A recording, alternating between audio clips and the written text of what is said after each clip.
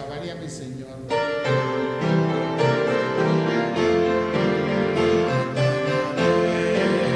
Alabaré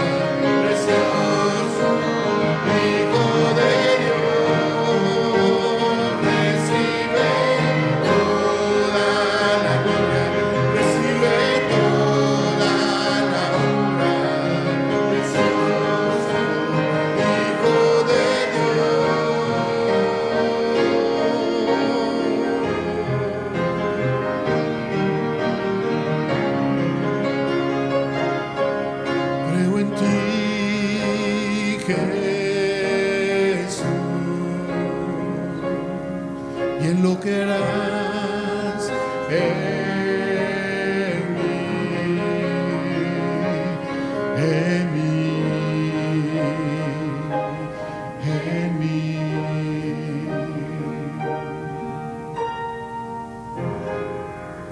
Dame un tiempo, pastor. Ok. Déjeme retroceder un poquito porque estamos quedamos comenzados en esta sección de la lección la última vez. Y para no empezar de qué estamos hablando, entonces la pregunta que nos hicimos es: ¿de dónde surge el marco conceptual que permite esta confesión? Y la confesión era básicamente esta.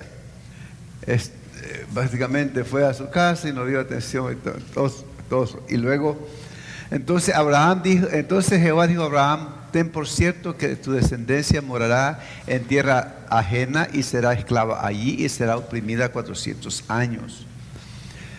Llegamos a la conclusión que parte de eso no es que tenían ellos una escritura, es simplemente que fue una transmisión oral. La pregunta, y esto ya lo vimos, así que, ¿cómo surge? ¿De dónde surge? Entonces dijimos, posiblemente unos pocos de los descendientes de Jacob mantuvieron vivas algunas de las historias de los patriarcas. Entonces, recuerda que fue Jacob y su familia que bajaron a Egipto, ¿verdad? Eran como 70 de ellos. Y ellos, me imagino, fueron contando la historia y contando la historia generación tras generación. Pasaron 400 años y algunos de ellos mantenían la historia todavía viva en sus mentes, la fueron transmitiendo generación tras generación. Recuerde que el consejo de Deuteronomio es que guardemos la palabra, ¿verdad? Y que la enseñemos. Entonces dice: yo soy el Dios de tu padre, Dios de Abraham, Dios de Isaac, Dios de Jacob. Entonces Moisés cubrió el rostro porque tuvo miedo de mirar a Dios. La idea de que Dios es el Dios de esos patriarcas y que esa historia fue transmitiéndose poco a poco. Entonces, como sugiere este ejemplo, dice: esta historia fueron presentadas y transmitidas oralmente. Eso ustedes lo tienen ahí. Ya, las agrupaciones de estas historias se convierten en varios episodios en una historia más grande.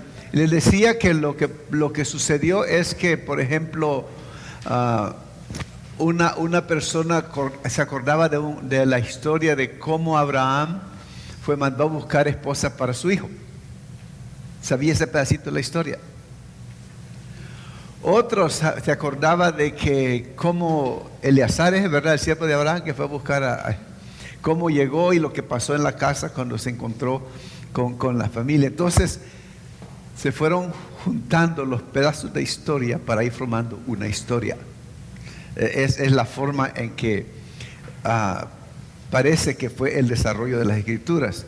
Entonces, cuando Jehová tu Dios te haya introducido en la tierra que juró a sus padres, Abraham, Isaac y Jacob, que te daría ciudades grandes y buenas que tú no edificaste, y casas llenas de todo bien que tú no llenaste, y cisternas cavadas que no cavaste, y viñas y olivares que no plantaste, y luego que comas y te sacies, cuídate de no olvidarte de Jehová que te sacó de la tierra de Egipto. Entonces la idea es que la historia se va transmitiendo y se va transmitiendo y se va transmitiendo a través de las generaciones.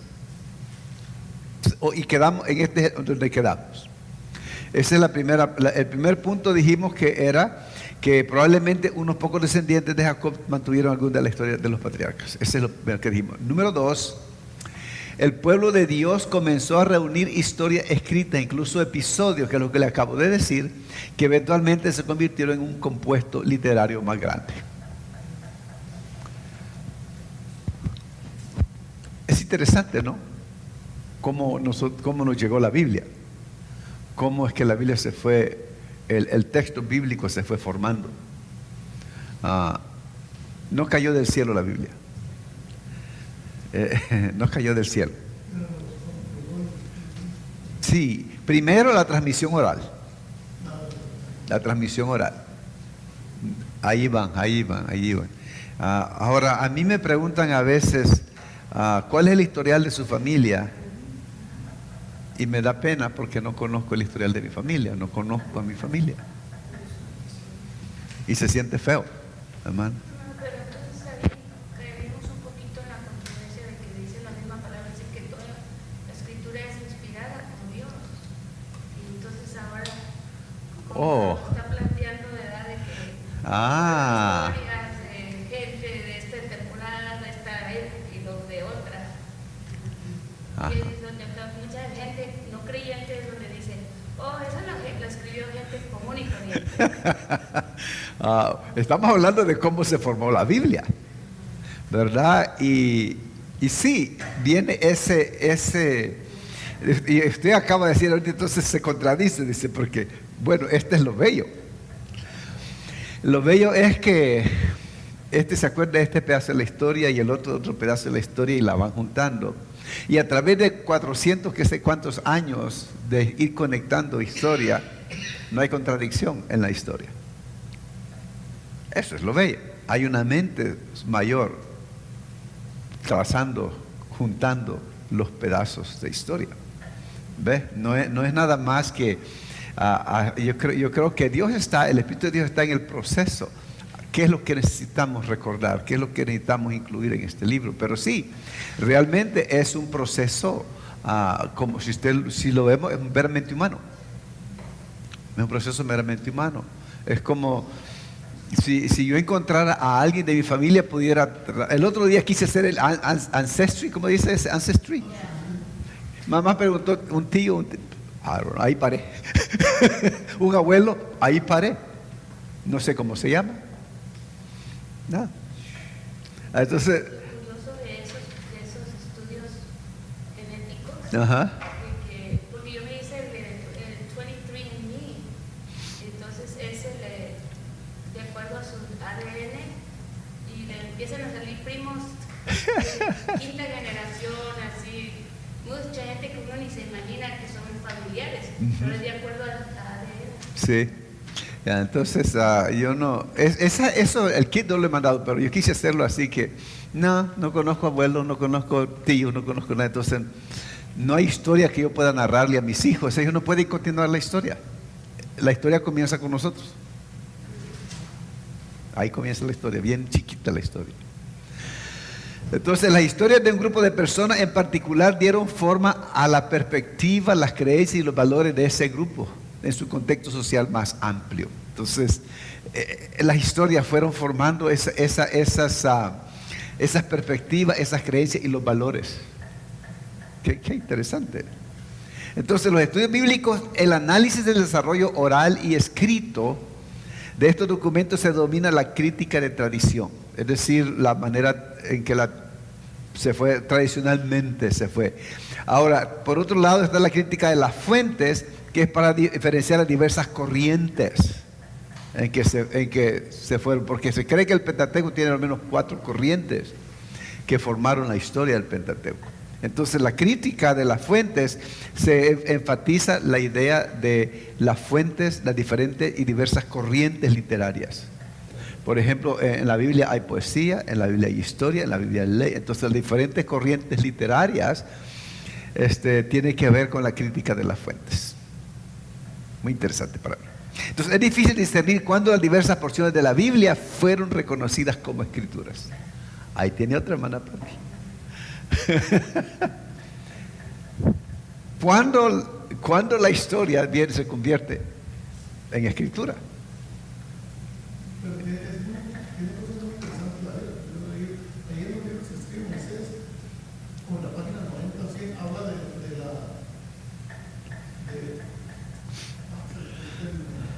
los asepsia que los médicos empezaron a usar hace 100 años.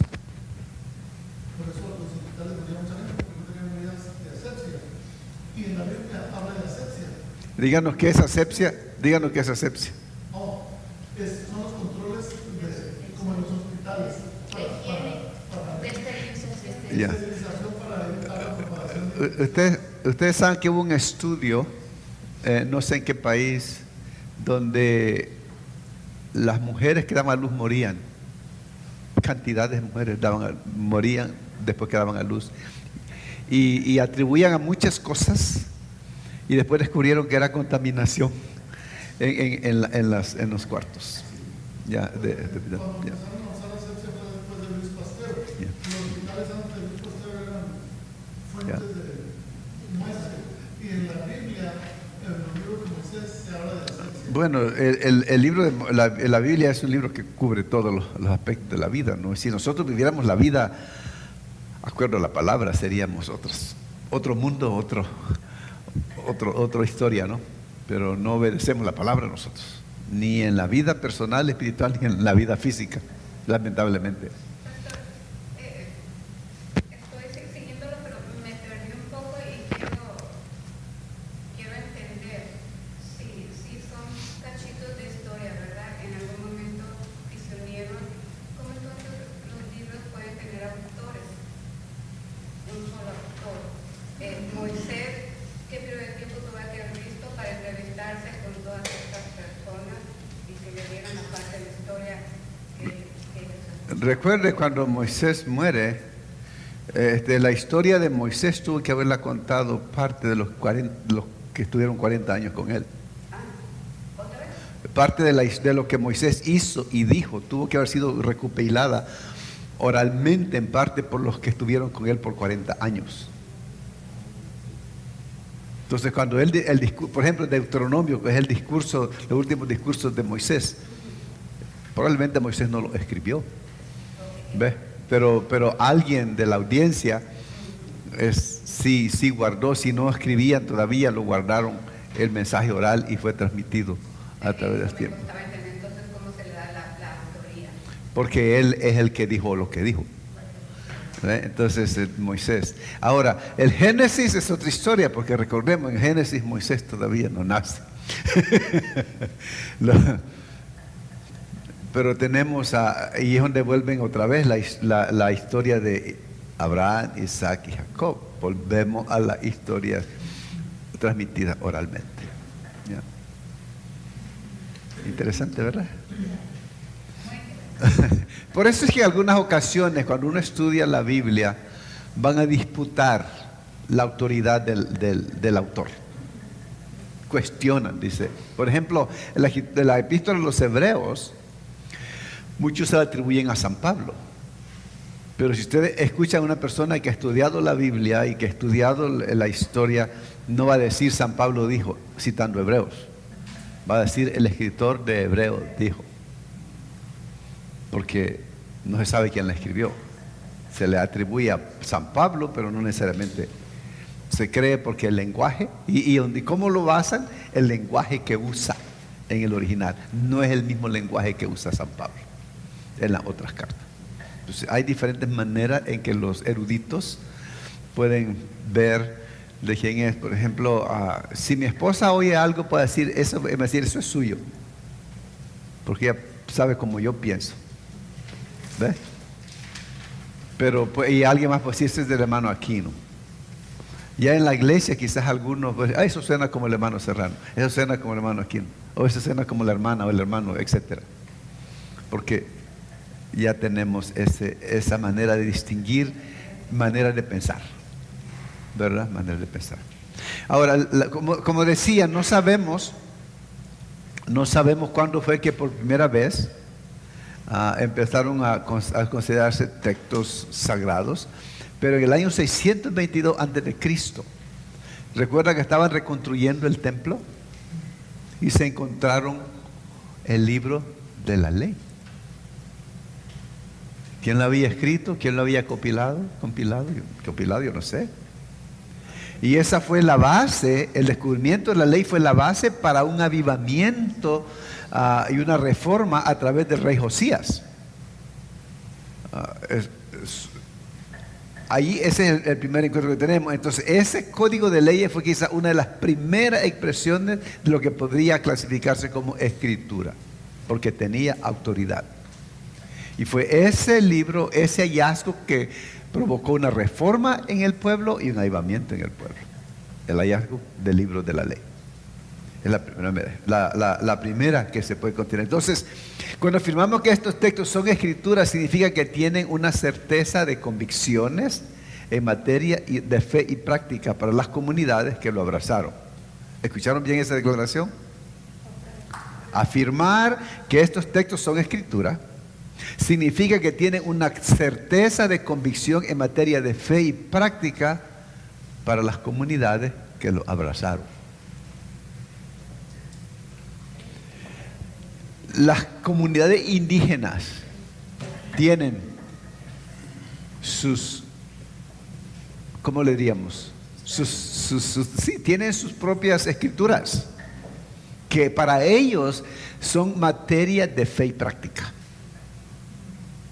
Entonces, en este caso, cuando hablamos de los textos de la escritura, significa que tienen valor, tienen una certeza de convicción en materia de fe y práctica para esas comunidades, en el caso del pueblo de Israel. Lo que ellos fueron acumulando se fue convirtiendo. Esto lo dijo Abraham, esto lo dijo José, entonces ese estilo de vida de José, que fue fiel a Dios en medio de todo, esa es una manera de, nosotros podemos imitar ese estilo de vida. Esa actitud de Abraham de darle a Dios su hijo, su único, como dice la palabra, que amas. Entonces es una manera en que nosotros podemos adoptar esa historia para que identificarnos con esa historia. Es lo que está diciendo. Y es lo que hacemos todavía. En la semana que viene vamos a estar estudiando cómo las historias esas antiguas de Abraham, de Moisés, tienen relevancia para nosotros hoy. No se la pierda. ¿Alguna pregunta? Pero está buena la pregunta, hermana Silvia, están buenas las preguntas. Me encanta. Porque, wow, qué equivocada estaba. De verdad, mire. ¿Y no te quedó la inspiración divina? Pregunto. ¿Perdone? ¿Dónde quedó la inspiración divina? Precisamente en la guianza de la conexión de esas historias. El entrelazar la historia. ¿Cómo completamos la historia de Isaac, de Abraham, de Job, de los profetas, los mensajes proféticos? Cómo esos mensajes vienen a ser parte de lo que conocemos hoy como el texto bíblico. Como decía, la armonía que hay en todos esos libros que fueron escritos de esa manera, que fue recopilado de esa manera, pero que fue en un periodo de años, de siglos, y no hay contradicción entre un libro, el primer libro y el último libro. Más bien todo, como vimos al principio, es un arco que cubre, como decíamos, como bookends, como tiene uno los libreros, ¿no? Que tiene uno aquí, otro aquí. Entonces, la historia del Génesis y el Apocalipsis es básicamente, el Apocalipsis es la restauración del Génesis. La historia del Génesis, del mundo como era al principio. Ahora es Nueva Jerusalén, cielos nuevos y tierra nueva. Entonces es la restauración. Entonces el ver que esos libros y esa historia no se interrumpe, y el foco de la historia, ¿quién cree que es? Cristo. De principio a fin. Eso es maravilloso. Eso es maravilloso. Usted sabe lo que es que pueda identificar a Cristo, porque lo que comenzamos en Génesis hasta Apocalipsis, todo eso identifican a Cristo. Es el centro de la historia. Y que en un proceso tan lento, tan humano, y que el Espíritu de Dios esté en el proceso de formación de ese libro para nosotros. Para mí eso es maravilloso. ¿Podría hablar de providencia? Claro. Como, obviamente, en su sabiduría estaba esto, ¿no? En su conocimiento estaba todo el proceso. Ya. No solo los que escribieron, los que contaron, pero los que escribieron, los que recopilaron. Ya. Me parece maravilloso. Ahora. El origen del conocimiento, de dónde viene, lo que nos pasaron, lo pasaron. Sí. Por ejemplo, ahora que científicos tienen la teoría que muchas enfermedades son porque la Tierra, los alimentos que produce la Tierra no tienen valor nutritivo, porque la Tierra está agotada y no lleva los minerales que debe tener. Y nadie hizo caso, porque la Biblia decía que en el séptimo día hay que dejar Darle el reposo a la tierra, tal como... Y nutrirla orgánicamente. Y Sí. ahora 2000 años después están diciendo que sí. Que igual ha sido, porque ahora la tierra está habitada. Ustedes han leído el libro que se llama Y la Biblia tenía razón. Precisamente es un estudio arqueológico de todo lo que la Biblia dice que nadie sabe y lo han ido descubriendo poco a poco. Y la Biblia tenía razón. Y la Biblia, ya, sí. Entonces, con el tiempo, estas colecciones de textos literarios comenzaron a tener autoridad de las escrituras. Entonces, ¿qué dice este pasaje? ¿Alguien lo quiere leer? Toda la escritura es inspirada por Dios y útil para enseñar, redarguir, para corregir, para instruir en justicia, a fin de que el hombre de Dios sea perfecto, enteramente preparado para toda buena obra. Ahora, el apóstol Pablo es quien le dijo eso a Timoteo, ¿no? Ahora, él no se está refiriendo a lo que él escribió. No, él no se está refiriendo a lo que él escribió. Él no está diciendo que esa escritura es inspirada por Dios. Él está diciendo que el Antiguo Testamento, que es lo que él tiene, él no se está refiriendo a lo que él está escribiendo. Él no está escribiendo como si eso es inspirado por Dios. Nosotros lo vemos así, de este lado. Pero él está viendo hacia atrás, hacia al Pentateuco, los profetas y todo eso. Y él dice, toda esa escritura es inspirada por Dios. Él no sabe que ese texto va a estar incluido en lo que nosotros consideramos la Biblia inspirada, palabra inspirada. También este otro texto. ¿De quién es esa? ¿De quién son esas palabras? De Jesucristo. ¿Alguien lo quiere leer? No penséis que he venido para abrogar la ley o los profetas. No he venido para abrogar, sino para cumplir. Porque de cierto os digo que hasta que pasen el cielo y la tierra, ni una jota ni una tilde pasará de la ley, hasta que todo se haya cumplido. De manera que cualquiera que quebrante uno de estos mandamientos muy pequeños, y así enseñe a los hombres muy pequeños, será llamado en el reino de los cielos. Mas cualquiera que los haga y los enseñe, este será llamado grande en el reino de los cielos. Ok. Esa escritura, ¿a qué está refiriendo Jesús? ¿A esta palabra? No, a la ley. No está, esto no es él está interpretando la ley. Como el apóstol Pablo está hablando de la escritura que es inspirada por Dios. Y no está diciendo esta carta que estoy escribiendo es inspirada por Dios. Él está diciendo a Timoteo, Timoteo, predica la palabra. ¿Y cuál palabra va a predicar?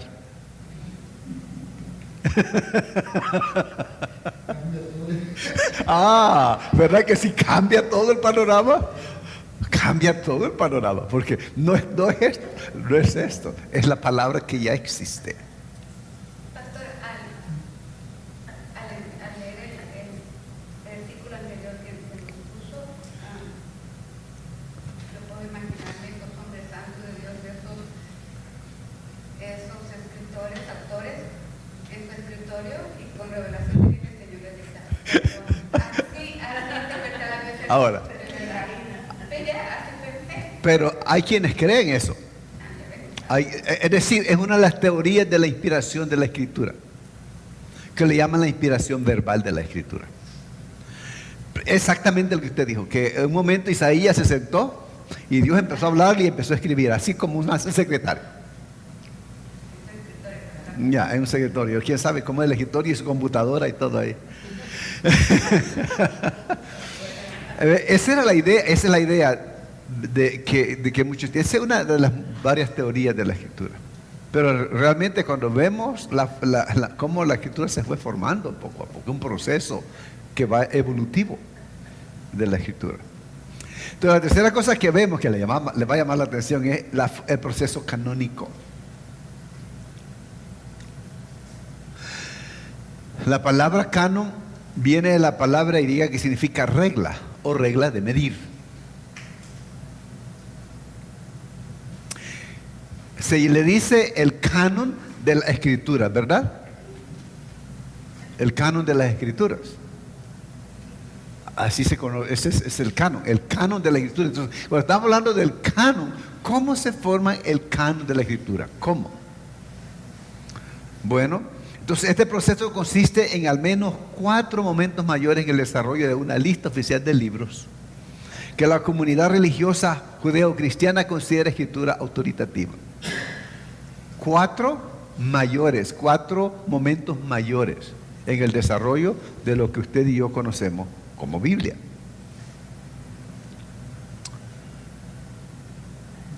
Número 1 es la canonización de la ley, o sea, el Pentateuco. ¿Cómo eso llegó a ser conocido como palabra de Dios? Ese es uno de los pasos mayores en la formación del canon de las Escrituras. Cuando los 5 libros de la ley vienen a ser palabra autoritativa, considerada palabra autoritativa de Dios. ¿Usted se imagina recolectar los detalles del libro de Levítico? ¿Usted se imagina la historia, las genealogías en el libro de Crónicas? Pero es que los judíos tenían eso al dedillo, eso era parte de su cultura. Lo que a mí me pasa no le pasaría a los judíos. Yo no sé quién es mi abuelo, no sé quién es mi tío, no sé nada. Al judío eso no le iba a suceder jamás. Bien marcada su línea genealógica. Dicen que hasta el holocausto los judíos tenían registrados quiénes eran los descendientes de la tribu de Leví, que eran los sacerdotes, claro. Es decir, esa gente es increíble. Como le digo, a lo que me pasa a mí no le pasaría a un judío. Bueno, la canonización de los profetas. Ahora, quiero que noten esto. Cuando ustedes piensan, cuando escuchan esta canonización de los profetas, ¿qué viene a su mente? Ahora, estamos hablando de canonización, estamos diciendo cuando esos libros fueron considerados autoritativos, palabra de Dios.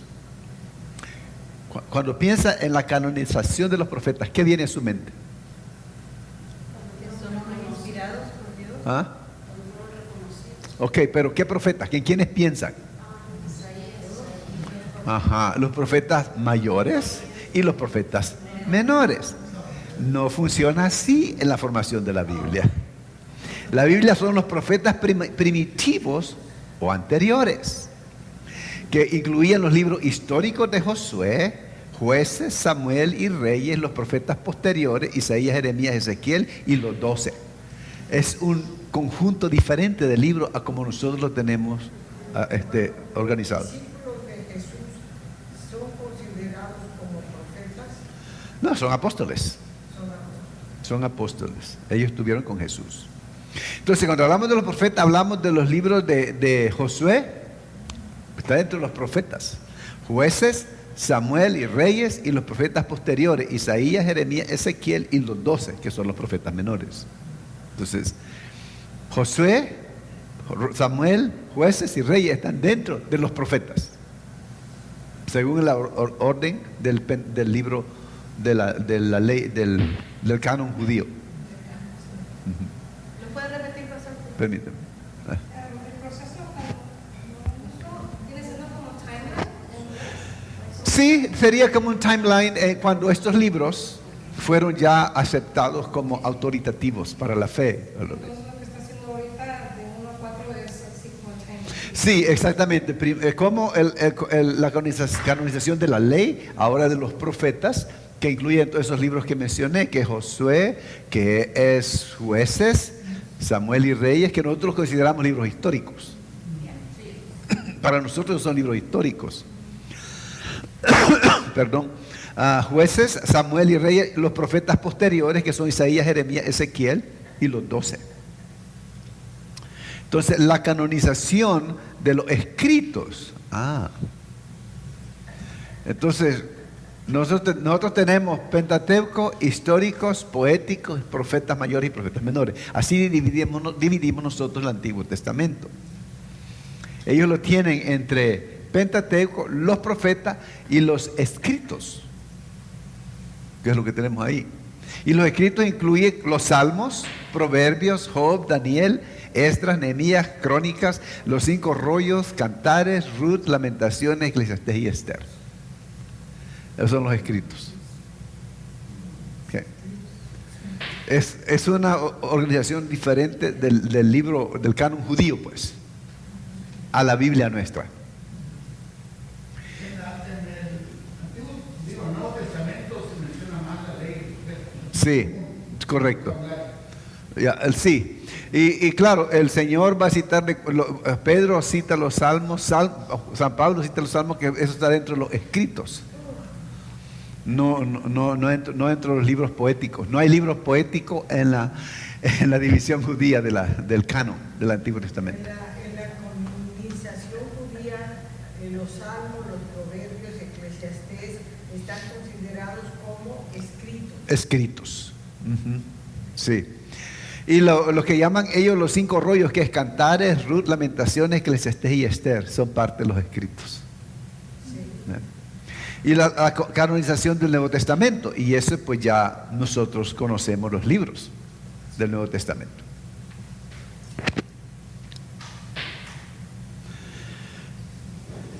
Entonces hay 3 pasos que nosotros consideramos. Número 1 es posiblemente los descendientes, que fue la transmisión verbal. Número 2, reunir la colección de historias. Y número 3, la canonización, la declaración de esos libros como autoritativos para la fe cristiana. Ok. ¿Alguna pregunta? Hermana Silvia, ¿le ayuda o la perturba? No, sí me perdí la prueba, ¿verdad? Pero necesito, ya, estoy perdido.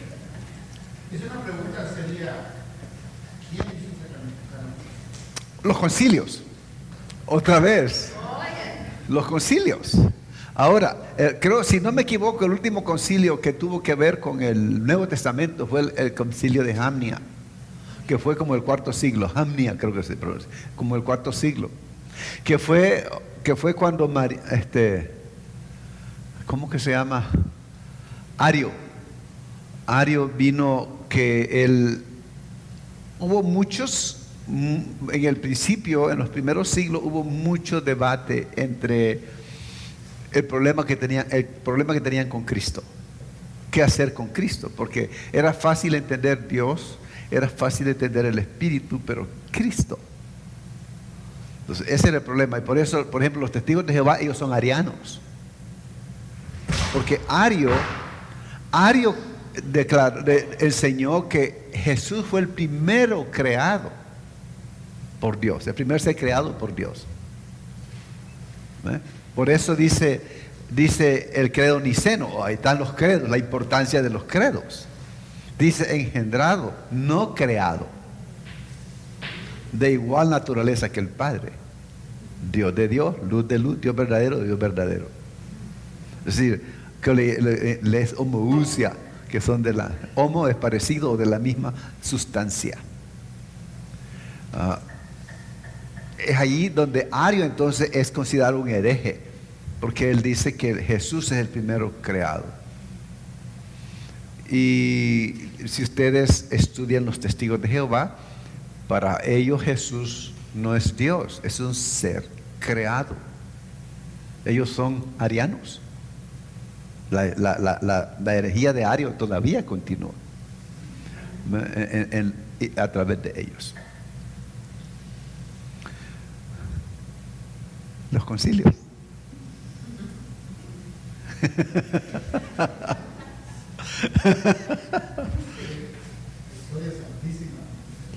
Se me hace que la fe de ustedes se va a sacudir ahora.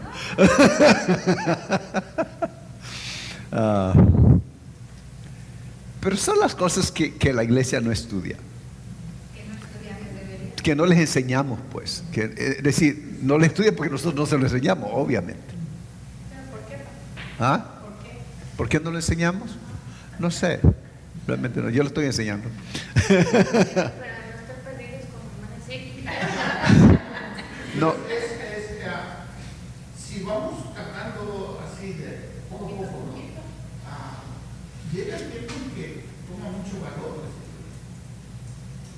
precisamente por todo ese proceso que pasó, Ya.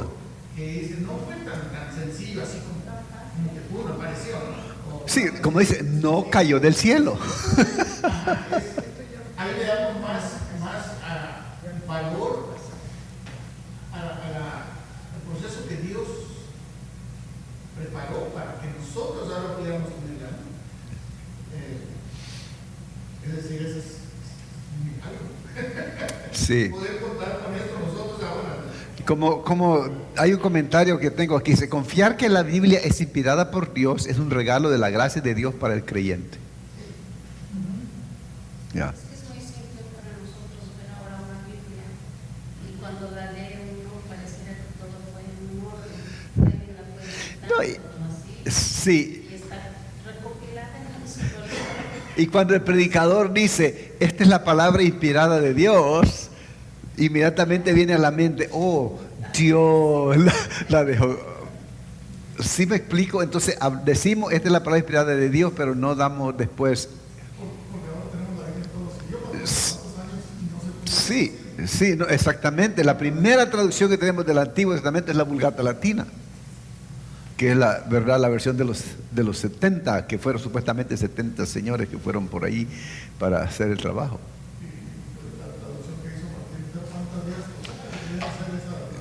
Que hasta entonces la Biblia estaba fuera del alcance del pueblo, hasta Lutero, ¿no?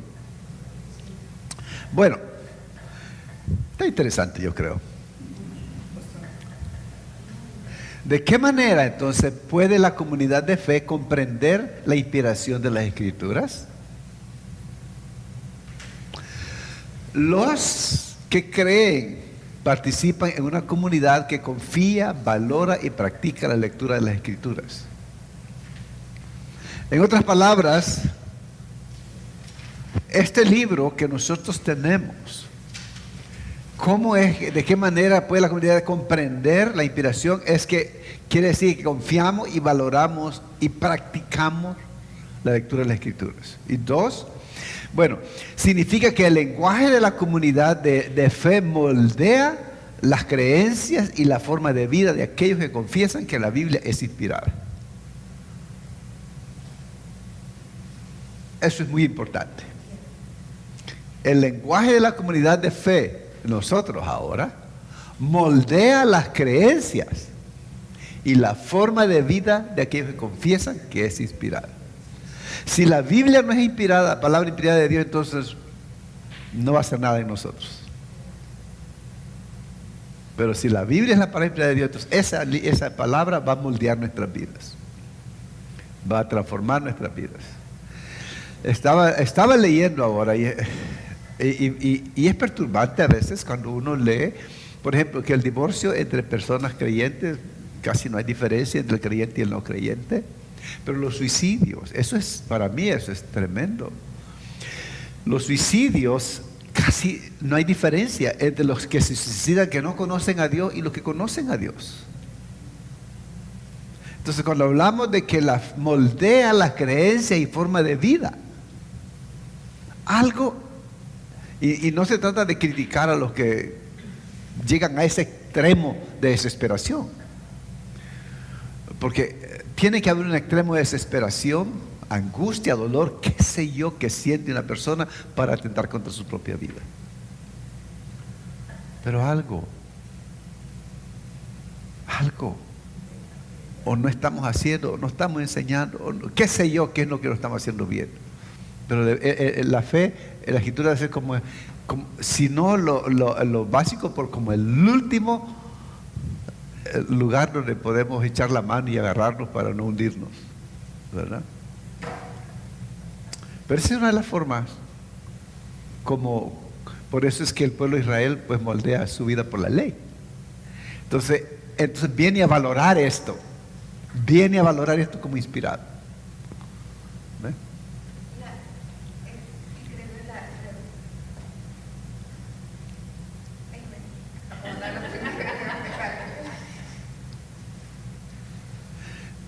Entonces bueno, vamos a ver. Entonces, una cosita para animar más a mi hermana Silvia. Una cosa que me llama mucho la atención, a mí me impacta, es que los rollos originales tiene Estados Unidos. Por muchos años se creía que lo tenía el Vaticano. Y otra cosa que me llama la atención es el gobierno de Estados Unidos, que quiere controlar todo el planeta. Una de las cosas que nos ha implementado desde el principio de la historia es la fe en Dios. Eso me llama tanto la atención y me confirma más mi fe, porque digo yo, si ellos quieren tener el control de todo, ¿cómo es posible que ellos sí están de acuerdo que nosotros creamos en Dios? Algo que en estos tiempos ya se está acabando. Bueno, ya el Estado no cree en Dios, hermano. El Estado ya no cree en Dios. Podrá tener lo que tenga, pero en Dios no creo, no hay muestra, no hay evidencia. ¿El Estado? El Estado. ¿Ves? Si eso fuera cierto, ¿El Estado o el gobierno? ¿qué es el Estado? El Estado, El gobierno federal. para mí el Estado es el gobierno. Porque el Estado de California anda bien mal. Pues el gobierno federal también, hermano. Pero lo que me refiero. El estado de California no es el estado. El estado es Estados Unidos. No, yo me refiero al gobierno federal, que es El federal es Estados Unidos. Claro, sí, pero sabemos que el estado de California Ese se llama estado, pero no es un estado. es más perdido que muchos estados Ah. que respetan más las ideologías cristianas. Sí, pero Hablando de rollos, porque estamos hablando del principio de la Biblia, hablando de esos libritos, yo cuando le enseñé una vez a mi hija me dijo, entonces me estás hablando de un Dios que quería que los mayores con las niñas y que mataban y que robaban, porque hay que tener mucho cuidado con interpretar la Biblia porque no se puede confundir. Y Ya. la Biblia Pero- puede ser controversial. Pero otra vez, venimos al punto de que estamos hablando de un pueblo particular en un tiempo particular de la historia. Es decir, la gente transporta eso aquí. Eso no es. Esa no es la manera de leer la escritura. Sí, exactamente. Exactamente. No, el hecho de que la Biblia está hablando, recuerda, está escribiendo directamente a una audiencia específica en un tiempo específico, bajo circunstancias específicas. Entonces no podemos aplicar, decir, oh, la Biblia. No, tenemos, inclusive estudiamos Apocalipsis hablando de todas esas cosas, ¿verdad? Entonces sí, tenemos que tener cuidado cuando queremos hacer una transposición de las cosas y traerlas del pasado al presente como si es todavía el pasado. Así no se estudia la Biblia. Sí. Entonces, los reclamos comunitarios de que la Biblia está inspirada proviene de una narrativa alterna. Con sus creencias, prácticas y valores, la palabra de la Biblia aparece vacía y sin el poder de moldear la realidad. Entonces, cuando nuestra vida no se ajusta a los valores de la Escritura, entonces muestra que no creemos básicamente en la Biblia. No es autoridad para nosotros. Ya. Es decir, si yo creo que Dios nos llama a santidad, si yo creo que Dios me llama a amar y perdonar, etcétera, esa es autoridad para mi vida. Pero si yo ni procuro la santidad y guardo rencor y hago todo lo opuesto a la Biblia, entonces la Biblia no es autoridad. Y esa es como vive la gente ahora. Para la gente, la mayoría de personas ahora, la Biblia no es autoridad. No es que controla, pero no dirige sus vidas. La Biblia. Cada quien es su propio Dios ahora, dirigiendo su propia vida. Aparte del pueblo de Israel, ¿algún otro país se habrá basado en la Biblia? Yo creo que nada más el pueblo de Israel. El pueblo de Israel, y ellos tienen la ley nada más, y los que teníamos, la ley, los escritos y los profetas, es todo. Porque ellos no. Ese es el canon del Antiguo Testamento judío, ¿no? Que son el Pentateuco, los profetas y los escritos. No. Este pueblo debió haber sido otro, pero llegaron y masacraron. Yes. Por eso es que se llama la fe judeo-cristiana, porque nuestra base es el Dios del Antiguo Testamento y Cristo. Entonces es una combinación de ambos, es una fe judeo-cristiana la que tenemos. Y es lo que Estados Unidos supuestamente al principio también practicaba, que ahora sí, y abiertamente. Ahora abiertamente están opuestos a eso. Ahora son su propio Dios, como dicen. Sí, el Estado, ahí está. El Estado ha venido a ser el Dios de poder, el Dios que suple, el Dios que manda, el Dios que controla. Ese es. ¿De qué manera puede la comunidad de fe comprender la inspiración de la Escritura? Seguimos con esos dos. La Biblia se convierte en el lente a través del cual los lectores de la Biblia interpretan el mundo y su historia. Qué bonito, ¿ah? Es decir, no vemos el mundo a través de la historia universal. La historia universal va a hablarnos de esto, de la Biblia. Porque si usted lee la Biblia, especialmente el pasado, la historia del pasado, y lee la historia universal, va a encontrarse con mucho de esto de la Escritura. Lo va a encontrar ahí. Entonces, ¿Cuántas personas habrán leído la Biblia realmente? sí, y algunos la han leído, pero la han leído. No la han procesado. ¿Verdad? Porque cada vez, ahora estoy leyendo la Biblia diferente, me está tomando un siglo para leerla, pero estoy con mi computadora y estoy tomando nota, estoy escribiendo y me toma, obviamente, si leería 3 capítulos diarios, ahora posiblemente lea 1 diario, pero estoy estudiando el pasaje. Que una gran diferencia. Y además de eso, estoy escogiendo temas.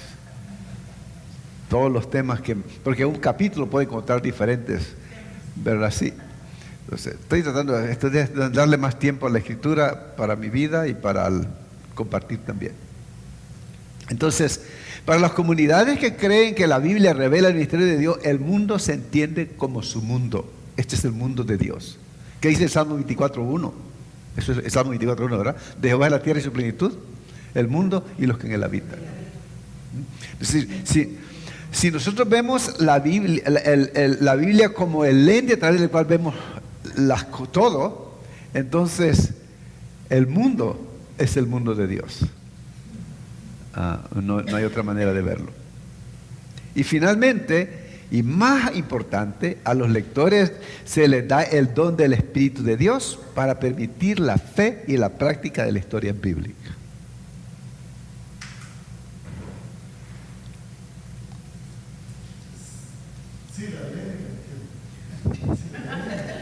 Sí. La historia en toda su multiplicidad se convierte en el modelo para interpretar toda la existencia como un don de Dios. ¿Verdad? Ahora, la vida ya se vino eso. Entonces, ahora, cuando uno considera la larga historia de la formación de la Biblia, Dios estaba y está inspirando el proceso completo de su desarrollo. Eso lo tienen ahí en sus notas, ¿verdad? Primero, la connotación es que Dios instigó los eventos que se encuentran en la narrativa de la Biblia. Y es lo que estábamos diciendo. Si alguien, y el hermano Aquino mencionaba en la última lección, el papá de él está estudiando la historia del distrito. ¿Y qué cree que hacen los escritores? Van a irse a la persona mayor que pueda encontrar para hacerle las preguntas. Y luego y cada uno viene formulando parte de la historia, que es exactamente como, si usted va a hacer una investigación sobre cómo se formó este país, no va a ir a buscar a George Washington, pues no lo va a encontrar, pero van a buscar libros, va a hacer investigación de los libros y va a ir formándose una narrativa a través de su investigación. Entonces lo que está diciendo aquí es que fue Dios quien instigó, quien movió, quien motivó los eventos que se encuentran en la narrativa de la Biblia. La Torre de Babel, el sacrificio de Isaac, casi sacrificio de Isaac, y todo lo que encontramos. 2. Dios incitó a los confesores a interpretar los fenómenos como sus actos en la historia. Como que este acto fue un acto de Dios, la abierta del Mar Rojo. Por ejemplo, agua de la roca, abertura del mar del Jordán, el maná, la caída de los muros de Jericó. Todo eso lo interpreta como fenómenos de sus actos en la historia. Y Dios motivó a la comunidad a transmitir estas declaraciones de fe en forma oral y escrita. Cuando uno considera la historia de la conformación de la Biblia, Dios estaba y está inspirando el proceso completo de su desarrollo. Porque Dios todavía está inspirando cuando usted y yo leemos la Escritura. Y cuando el mensaje viene a nuestra vida y trae un poder transformador, Dios sigue inspirando todavía. El espíritu que inspiró la formación de ese libro es el mismo espíritu que está en el proceso de interpretación del mensaje de la Biblia. El mismo espíritu que inspiró la Escritura, el mismo espíritu que inspira la interpretación de la misma. Hermana Silvia, la veo con una gran pregunta. ¿Sí? No. Este tercer punto se me hace más de lo que estamos hablando en toda esta clase. Dios nos dio la autoridad de transmitir esa declaración de fe en forma oral y eso se enfoca a todo lo que estamos hablando. Okay. Entonces, Dios ayudó a su pueblo para que reconociera la autoridad de los textos como escritura. Ahí está. Pero, otra vez, es Dios a través de la gente, a través de nosotros. Y finalmente Dios afirmó su voluntad no coerciva en todo el proceso de autorización canónica. ¿Qué quiere decir no coerciva? No fue a la fuerza. Ya, no forzosa. Y les voy a dar, así rapidito, le voy a dar los 3 puntos que están ahí para que ya nos vayamos. ¿Okay? ¿Cómo debemos de leer la Biblia? Ahí está. Un enfoque cognitivo proposicional de la teología implica que una declaración teológica representa un estado exacto de las cosas. Es decir, lo que se dijo hace tantos años es lo mismo en el siglo XIII, en el siglo V, en el siglo X de ahora. Es decir, es lo que es. Es lo que está diciendo. Pero Jesús vino a cambiar las cosas porque decía no matarás. ¿Y qué dijo Jesús? Si tienes resentimiento contra tu hermano, ya. Jesús vino a internalizar, ¿verdad? Hacer interno, interiorizar. ¿Y qué? Interiorizar, tal vez. Interiorizar me gusta. Hacer interno, pues. ¿Verdad? Y no solamente el acto, pero a conceptualizar. No el hecho de matar a alguien, pero el acto no es el problema, es la intención del corazón. Nadie mata a alguien así nomás, bueno, al enemigo, porque uno puede matar a alguien por accidente, Dios no lo quiere. Pero digo, cuando va a matar a alguien, y Jesús no está hablando de accidentes, Jesús está hablando de intencionalidad.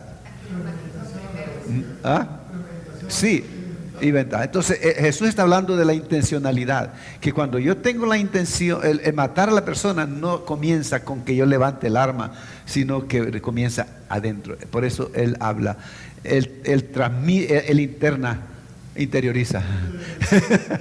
Interioriza. Ok, entonces es una manera, y hay quienes creen eso, que dicen que la Biblia es así, pero lo vemos que Jesús mismo sí. Número 2, una manera de hacer teología es experiencial expresivo. Y ese es, por ejemplo, yo he experimentado a Dios de esta manera y así es Dios. Cada uno de nosotros tenemos nuestra experiencia con Dios, ¿no es cierto? Yo confío en un Dios que provee, un Dios que no me abandona, en un Dios, y ese es para Dios. Y Jonás conocía a Dios de esa manera, pero entonces es una expresión lingüística de una experiencia prelingüística, y en el caso de la Biblia esta experiencia es de Dios. Como si no tiene que ser explicada, yo lo siento, así es Dios, así se ha manifestado en mi vida, eso es como es Dios para mí. Por ejemplo, Jonás también Jonás dice, y oró a Jehová y dijo, ahora, oh Jehová, no es lo que yo decía estando aún en la tierra. Es decir, Dios es así, Dios va a perdonar, y si voy a predicar, Dios lo va a perdonar, y ese es el concepto que tenía, es lo que estamos hablando. Y el número 3 es cultural lingüístico. Y vamos a ir rapidito, ¿ya copiaron ahí? Nada más pongan la palabra y después lo leen. ¿Listos? Me avisan. Ahí está. Nada más le ponen la palabrita para que se queden con ellos. Y este número 3 es la manera correcta de interpretar la Biblia, como debemos de hacerlo. ¿Ok? El número 3. ¿Listos? Conclusión. La revelación no es magia, sino la gracia de Dios, la gracia de ver y escuchar el movimiento y sonidos de Dios en el mundo. Qué bonito está eso. Es decir, hermanos, no es que Dios llamó a Job, le dijo: Job, siéntate, vas a escribir tu historia. Créame, Job no tenía tiempo de escribir su historia, estaba sufriendo mucho para escribir su historia. Alguien escribió. Y se cree que Job, si no el libro más antiguo, uno de los más antiguos del Antiguo Testamento. Yeah. ¿Estos análisis y explicaciones siempre han existido o es de escritores humanos que han tratado de inducir esta forma de analizar la Biblia? Han existido, hermano, han existido siempre la formación del canon, por ejemplo, cómo ha sido formado. Los nuevos escritores están tratando de hacerlo de manera más simple, tal vez. Como en este caso, este es un nivel básico de interpretar este proceso. Pero si va a ir más profundo, entonces va a estudiar no solamente así, pero las fuentes. Y puede decir: esta parte viene de esta fuente, esta parte viene de esta fuente, esta parte viene de esta otra fuente. Es decir, ya es bien minucioso y bien, puede ser fastidioso, excepto para el estudioso. Para el estudioso profesional de la Biblia. En la historia hay un movimiento parecido. Ya. Desde 70 años para acá, Ya. cuando esa historia ya no es monográfica de datos y datos y datos. Ya. De unos 50 años para acá la historia ya es filosófica. ¿Por qué? ¿Para qué? ¿Por qué? La interpretación de... Sí. Ya. Bueno, la próxima lección es excelente porque entonces vamos a traer a la vida las cosas escritas en el pasado. Como si que tiene que ver la historia de Abraham para mí hoy, la historia de Moisés para mí hoy. Entonces, les esperamos. To be continued.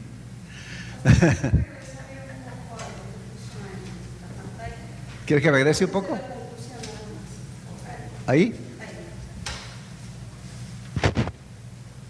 Es bonito el estudio de la palabra, porque entonces cuando usted le dicen: la Biblia es escrita por hombres, y usted le dice: sí, fue escrita por hombres. El papel aguanta lo que le ponga, sí, es cierto, pero este papel, este papel fue minuciosamente dirigido por Dios. Entonces, ya. Ahora sí.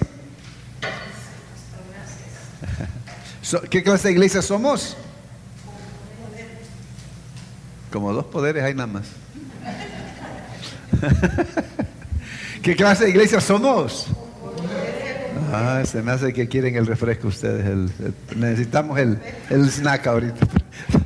Vamos a orar. Amante Padre, en esta noche te damos gracias por este tiempo aquí juntos estudiando la palabra. Es una manera diferente de estudiar la palabra. Pero Señor, ayúdanos para que nuestra fe no esté basada en ideas, Señor, nada más, pero en conceptos reales, que como la Biblia fue formada y nosotros hemos aceptado esa palabra como inspirada de parte tuya para guiar y transformar nuestras vidas. Señor, gracias por los hombres y mujeres que fueron obedientes, tuvieron oído fino para escuchar tu voz y seguir la narrativa, Señor, que tú querías que se guardara para nosotros hoy.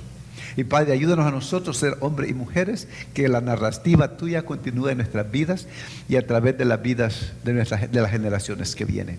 Bendícenos y ayúdanos a hacer esa iglesia con poder, esa iglesia que proclama, que ora, que discipula, que se ensancha y que se relaciona como tú quieres que nos relacionemos entre nosotros, en la familia, en las comunidades, en el trabajo, donde quiera que estemos, Señor. Llévanos con bien a nuestros hogares y gracias por la oportunidad que nos da de reunirnos en tu nombre a estudiar tu palabra. Oramos en el nombre de Jesús. Amén y amén.